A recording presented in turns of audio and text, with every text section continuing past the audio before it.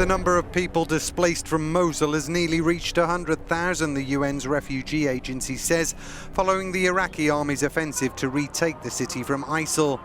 Now in its third month, a combination of cold weather and a lack of essential supplies has taken its toll on those fleeing the violence. Many of the displaced continue to live in dreadful conditions.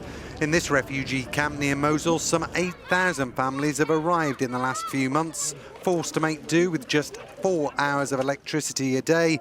Many in the settlements say they are struggling to cope.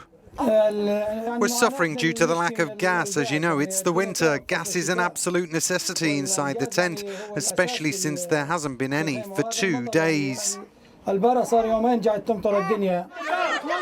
UNHCR recently urged donors to close the funding shortfall for its winter programme in Iraq, and a rationing system is in place to distribute food and other vital supplies.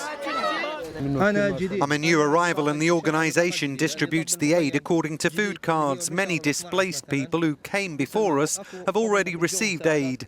They distribute it according to the date on the food card. The World Food Programme says more than 200,000 families in northern Iraq have received monthly food rations since the start of the Mosul offensive. But many complain it's insufficient. This amount is for 1 month. It's not enough.